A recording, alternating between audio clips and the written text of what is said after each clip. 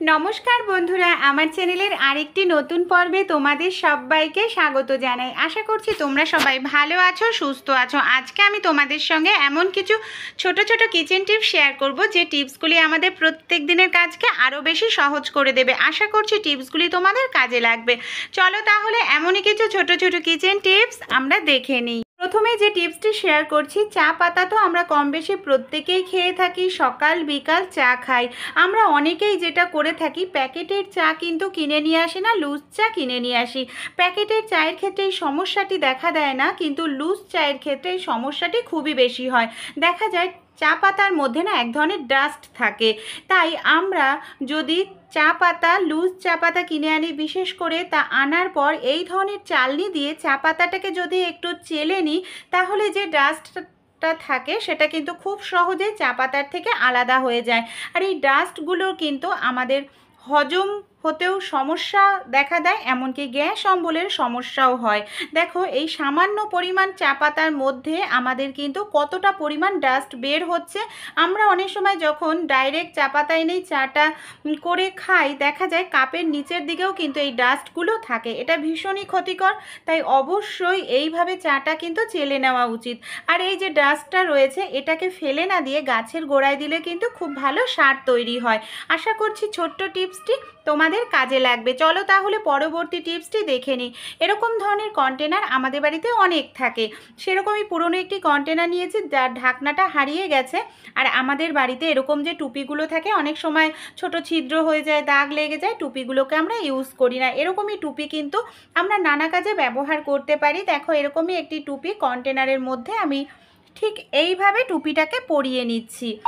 এবার এই টুপিটাকে আমরা কি কাজে ব্যবহার করব। দেখো, এইভাবে টুপিটা পরালে কন্টেনারটাকেও কিন্তু দেখা যাচ্ছে না, কত সুন্দর একটি অর্গানাইজার বা জিনিস আমাদের তৈরি হয়ে গেল। এটা আমরা ডাইনিং টেবিলের ওপর কিংবা রান্নাঘরের পাশেও কিন্তু রেখে দিতে পারি। আমাদের প্রয়োজনীয় যে জিনিসপত্রগুলো থাকে, বিশেষ করে এই ধরনের ছুরি, গ্রেটার, ছোট ছোট চামচও কিন্তু তোমরা রেখে দিতে পারো, তোমাদের যে জিনিসগুলো প্রয়োজন, ছোট কাঁচি। আশা করছি এই ছোট্ট টিপসটি তোমাদের কাজে লাগবে। পুরনো কন্টেনারও ইউজ হয়ে যাবে, এমনকি বাড়িতে পুরনো টুপি থাকলে সেটাও কিন্তু তোমরা রিইউজ করতে পারবে। এই আইডিয়া বা টিপসটি তোমাদের কীরকম লাগলো কমেন্ট করে জানাতে ভুলো না। চলো তাহলে আমরা পরবর্তী টিপসটি দেখে নিই। এখানে দেখো, পুরনো একটি আমি ওয়াইপার নিয়ে নিয়েছি। ওয়াইপারটাকে কীভাবে ব্যবহার করব।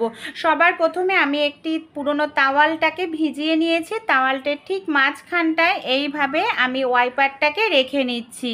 দেখো, এইভাবে ওয়াইপারটাকে রেখে আমি তাওয়ালটাকে ওয়াইপারের মধ্যে এইভাবে জড়িয়ে নেব। তারপর ওয়াইপারটা যাতে তাওয়ালেটা খুলে না যায়, জামা কাপড় মেলার যে ক্লিপগুলো হয় না, সেই ক্লিপগুলোকে আমি এইভাবে ওয়াইপারের ওপরে লাগিয়ে দেব, যাতে এই যে ওয়াইপারটা আমরা ইউজ করব যখন, তাওয়ালেটা যাতে নড়াচড়া না করে। এই ওয়াইপারটাকে তাহলে কিভাবে আমরা ইউজ করব আর কোথায় ইউজ করব, চলো তাহলে দেখে নিই। আমরা কিন্তু খুব সহজেই এটাকে ঘর মোছার কাজে ইউজ করতে পারি। এইভাবে যদি আমরা একটি তাওয়ালে হোক, গেঞ্জি হোক লাগিয়ে নিই, তাহলে আমাদের খাটের তলা, আলমারির তলা খুব সহজেই মুছে নিতে পারবো। অনেকেরই দেখা যায় হাঁটু নিচু হয়ে ঘর মুছতে অসুবিধা হয়। সেক্ষেত্রে একটি ওয়াইপার থাকলেই কিন্তু আমরা যেমন জলও কাচিয়ে ফেলতে পারি, সেরকমভাবে ওয়াইপারের সাহায্যে ঘরটাকেও মুছে নিতে পারি। কোনো রকম আমাদের নিচু হওয়ার দরকার নেই, এমনকি এখানে মফ কেনার কোনো প্রয়োজনই পড়বে না একটি ওয়াইপার থাকলে। আশা করছি এই ছোট্ট টিপসটিও তোমাদের কাজে লাগবে। শুধু ঘর মোছার কাজে নয়, অনেক সময় দেখা যায় আমাদের রান্নাঘরে ঝুল পড়ে, দেয়ালটা নোংরা হয়, রান্নাঘরের দেয়ালটা উঁচু হয়ে আমরা টুলের ওপর দাঁড়িয়ে মুছতে পারি না। সেক্ষেত্রে কিন্তু এই ধরনের ওয়াইপার থাকলে বারবার দেখো নড়াচড়াও হবে না। নোংরা হয়ে গেলে তাওয়ালেটাকে আবার জল দিয়ে ভালো করে ধুয়ে আমরা এইভাবে দেয়ালগুলোকেও মুছে ফেলতে পারবো। তাহলে এই ছোট্ট টিপসগুলি ভালো লেগে থাকলে অবশ্যই তোমরা অ্যাপ্লাই করো। আমার চ্যানেলে নতুন বন্ধু হলে চ্যানেলটাকে সাবস্ক্রাইব করে প্লিজ আমার পাশে থেকো। পরবর্তী টিপসটি তাহলে চলো দেখে নিই। অনেক সময় হয় বন্ধুরা, আমরা কোথাও হয়তো ঘুরতে যাচ্ছি, সেক্ষেত্রে তো আমাদের প্রত্যেকেরই বাড়ির ফ্যামিলির যে ব্রাশগুলো প্রয়োজন নিয়ে যেতে লাগে। একটার সঙ্গে আরেকটি ব্রাশ এইভাবে যদি আমরা নিয়ে যাই, অনেক সময় দেখা যায় ব্যাকটেরিয়া সংক্রমণ হওয়ারও সম্ভাবনা থাকে। তাই কিভাবে নিলে, অনেকে আমার একসঙ্গে একটা ব্লাউজ গায়ে লেগে গেলে ঘৃণাও পাই, তাই কিভাবে নিতে পারবো যাতে একসঙ্গেও থাকবে কিন্তু গায়ে গায়ে লাগবে না। আমাদের বাড়িতে যে এই ধরনের যে গ্লাভসগুলো থাকে, গ্লাভসগুলোর মধ্যে যদি দেখো এইভাবে একটি একটি করে ব্রাশ আমরা ঢুকিয়ে নিই, তারপর ব্রাশটাকে এইভাবে গুটিয়ে নিলে কিন্তু একসঙ্গে আমরা সবগুলো ব্রাশও নিয়ে যেতে পারছি, আর কিন্তু একটা ব্রাশের সঙ্গে আর একটা ব্রাশ আমাদের টাচও লাগছে না। তাহলে এই টিপসটি ভালো লেগে থাকলেও অ্যাপ্লাই করো, তোমাদের বন্ধুবান্ধবদের সঙ্গে শেয়ার করো। চলো তাহলে পরবর্তী টিপসটি আমরা দেখে নিই। বন্ধুরা, খেজুর খাওয়া তো আমাদের স্বাস্থ্যের জন্য ভীষণ উপকারী। অনেক সময় হয় আমরা বাচ্চাদেরকে স্কুলে টিফিনে খেজুর দিই, দেখা যায় তারা দানা সমেতে খেজুরটা খেয়ে ফেলে, অনেক সময় কিন্তু দানাটা গলায় আটকে যাওয়ার সম্ভাবনা থাকে। আর খেজুরের মধ্যে যদি খেজুরের দানাটা থেকে যায় তাহলে কিন্তু খেজুরটা বেশি দিন ভালো থাকে না, খেজুরটার মধ্যে পোকা ধরতে শুরু করে, ফাঙ্গাস লেগে যায়। তাই কিভাবে আমরা খেজুরটাকে টুকরো করা ছাড়াই দানাটাকে খুব সহজেই ছাড়িয়ে নিতে পারবো বন্ধুরা, একেবারে সহজেই। আমাদের বাড়িতে তো এই ধরনের কাজল আমরা প্রত্যেকেই কম বেশি ব্যবহার করে থাকি। এরকমই দেখো একটি কাজল আমি নিয়ে নিয়েছি, কাজলটাকে পরিষ্কার করে ধুয়ে নিয়েছি। তারপর যে খেজুরের মধ্যে বীজের এই অংশটা, বোটার থেকে এইভাবে কাজলটাকে যদি ঢোকাই, দেখো কত সহজেই দানাটা কিন্তু আমাদের আলাদা করে ফেলতে পারছি, কোনো রকম খেজুরটা আমাদের টুকরোও করতে লাগছে না। আর আমরা যদি এইভাবে খেজুরের দানাগুলোকে বেছে রেখে দিই তাহলে যখন তখন বাচ্চাদের স্কুলের টিফিনেও দিতে পারবো, একটি সুবিধা হবে।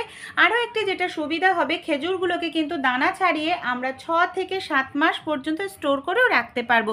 খেজুরের মধ্যে কোনো রকম ফাঙ্গাস ধরবে না, এমনকি পোকাও ধরবে না। আশা করছি টিপসটি কাজে লাগবে। চলো তাহলে আমরা পরবর্তী টিপসটি দেখে নিই। পরবর্তী টিপসটি তাহলে চলো দেখে নিই।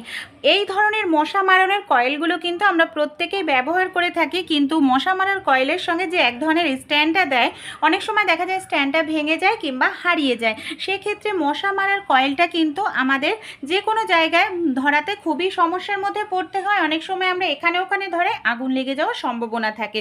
তাই কোনো রকম স্ট্যান্ড ছাড়াই আমরা কিন্তু একটি যে আমাদের বাড়ি নেল কাটার থাকে, নেল কাটারের সাহায্যেই মশা মারার কয়েলগুলোকে কিন্তু ধরাতে পারি। কিভাবে? নেল কাটারের এই ভেতরের অংশটাকে এইভাবে আমি খুলে নেব, দেখো। তারপর এর যে সরু অংশটা আছে না, তার ভেতরে এইভাবে আমি মশা মারার কয়েলটাকে আমি ঢুকিয়ে দিচ্ছি। তাহলেই কিন্তু একটি নেল কাটার মশা মারার স্ট্যান্ড হিসাবে আমরা কাজে লাগাতে পারবো। ভালো লেগে থাকলে টিপসটি অ্যাপ্লাই করো। চলো পরবর্তী টিপসটি আমরা দেখে নিই। আমরা কিন্তু বাঁধাকপি কম বেশি প্রত্যেকেই খাই, কিন্তু বাঁধাকপি অনেক সময় যদি আমরা একেবারে ঝিরিঝিরি করে না কাটি তাহলে কিন্তু বাঁধাকপিটা খেতে ভালো লাগে না। আবার অনেক সময় বাঁধাকপিটা ঝিরিঝিরি করে কাটতে গেলে ছুরিতে কিংবা বটিতে আমাদের হাতের আঙুল কেটে যাওয়ার সম্ভাবনা থাকে। আর যারা নতুন রাঁধুনি বা নতুন সবজি কাটছে তাদের এই সমস্যাটা বেশি হয়। তো একটি পেনের সাহায্যে কিভাবে আমরা বাঁধাকপি কেটে নিতে পারবো খুব অল্প সময়ের মধ্যে, আমাদের হাত কেটে যাওয়ারও সম্ভাবনা নেই। এখানে যে পেনটা আমি ব্যবহার করছি, পেনের কালিটা আমার শেষ হয়ে গেছে। এই পেনটাকে কি করব, এইভাবে বাঁধাকপি দেখো আমি টুকরো করে নিয়েছি, বাঁধাকপিকে এরকম ছোট ছোট করে টুকরো করে নিতে হবে। তারপর পেনটাকে দেখো এইভাবে রেখে আমি কিন্তু পেনটাকে ধরে নিয়েছি। তারপর বাঁধাকপিটাকে যদি এইভাবে কাটতে থাকি তাহলে কিন্তু বাঁধাকপিটা আমাদের যে পাট আলাদা হয়ে যায় সেটা আলাদা হবে না, কারণ পেন দেওয়ার কারণে একসঙ্গেই কিন্তু সবগুলো বাঁধাকপির যে পাটগুলো রয়েছে একসঙ্গে থাকবে। বাঁধাকপিটা আমরা যত খুশি তত ঝিরিঝিরি করে কেটে নিতে পারবো।